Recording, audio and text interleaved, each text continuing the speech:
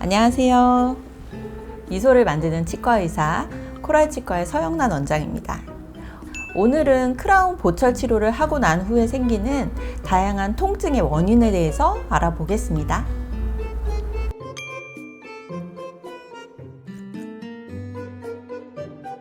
우리가 치아 우식증이 너무 깊어지면 신경치료를 하게 되는데요. 신경치료라는 거는 치아의 중심에 있는 신경을 다 드러내고 그 속에 소독된 어떤 인공의 재료를 넣어서 밀봉하는 그런 치료인데요. 아무래도 신경이라는 게 제거되고 나면 치아는 마른 나뭇가지처럼 버석버석한 상태가 돼요. 그래서 씹는 힘에 쪼개집니다. 엄청 쉽게 쪼개지거든요. 치아를 보호하기 위해서 크라운이라는 걸 아예 덮어 씌워요. 크라운의 모양은 그냥 우리가 생각하는 거죠. 모자같이 생겼거든요. 그래서 아예 동그랗게 씌우는 그런 치료를 크라운이라고 하고요. 반드시 크라운을 위해서는 치아를 1mm 정도 두께로 쭉 삭제하는 과정이 필요합니다. 여기 사진 보시면 크라운 치료를 위해서 치아를 이렇게 깎고요. 모자처럼 생긴 크라운의 인공의 치아 모양을 덮어 씌우는 치료를 크라운이라고 합니다.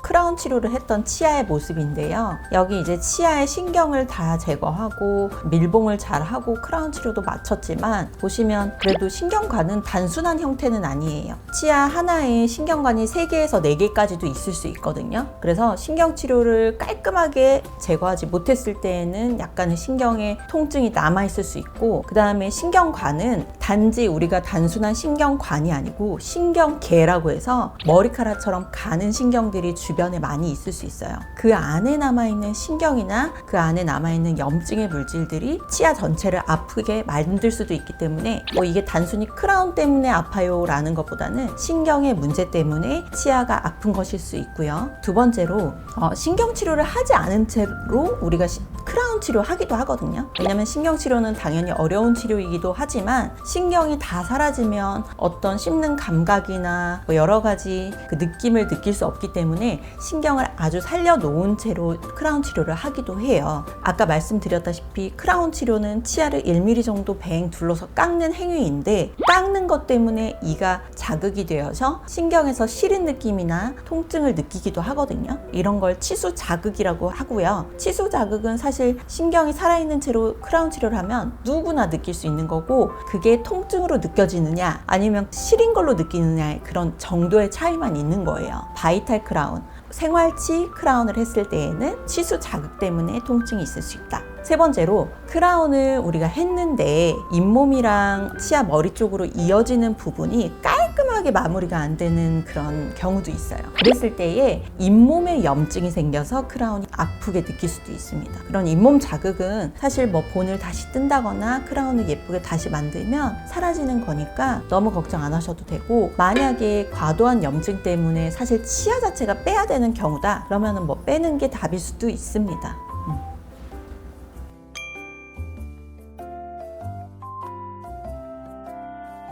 신경치료를 다 하는 건 아니에요. 충치가 예를 들면 우리가 치아가 이렇게 있는데 여기도 썩고 여기도 썩고 여기도 썩었어. 3면 이상 썩어가지고 크라운 치료를 해도 되는데 충치 제거를 해봤더니 신경이 막 뚫리지는 않아. 그럴 때에는 가능하면 신경치료를 안 하고 여러 면에 걸쳐져 있는 충치를 크라운으로 씌워주는 게 좋거든요. 그렇게 한다거나, 옛날에 했던 신경치료 안 한 채로 크라운 자체가 그냥 뿡 빠졌어. 우리가 굳이 멀쩡하게 잘 살고 있는 신경을 제거할 필요는 없겠죠. 크라운이 바이탈 크라운을 했던 걸 크라운 자체만 그냥 빠졌다. 그랬을 때에도 신경치료 없이 그냥 크라운을 하고요. 또는 환자분들 중에 신경치료 되게 싫어하고 옛날에 신경치료 받아봤더니 죽을 것 같더라, 너무 아프더라, 나는 신경치료 진짜 안 하고 한번 해주세요 라고 요구하시는 분들도 되게 많아요.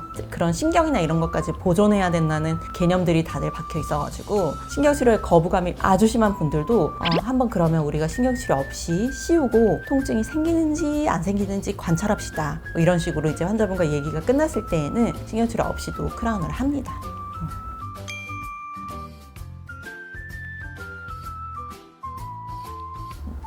네, 그럴 수 있습니다.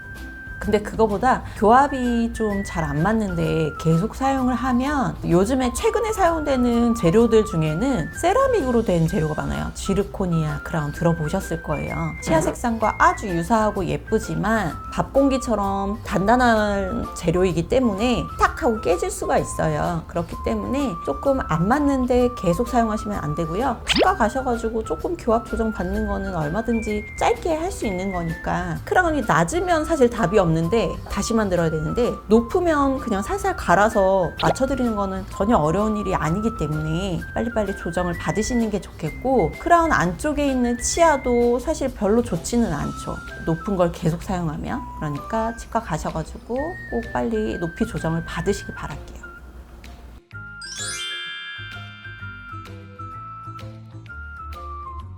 크라운 치료를 안 하는 게 제일 좋겠지만, 크라운 치료를 하게 된다 하더라도 본인이 구강위생 관리를 아주 깨끗하게 해주는 건 되게 중요합니다. 크라운을 할 때에는 그래도 속에 있는 치아가 건전하면 건전할수록 크라운 치료도 되게 예쁘게 잘 되고 튼튼하게 만들어 드릴 수가 있거든요. 그래서 어떤 분들은 나는 이거 씌울 거니까 어떻게 되든 상관없어, 뭐 지저분한 상태로 막 오셔요. 그러지 마시고 구강위생 관리 미리미리 하셔가지고 크라운 치료 전 그리고 후 뭐 집에서 관리하시는 것도 구강위생 관리는 아주 중요할 것 같아요. 치실과 치간 칫솔 이런 것들도 만약에 자기가 아예 습관이 없어서 못 쓴다 이러면 치과에 가셔서 치실 쓰는 방법 좀 알려주세요 하면 위생사 선생님이나 치과의사 선생님이 다 알려주시거든요.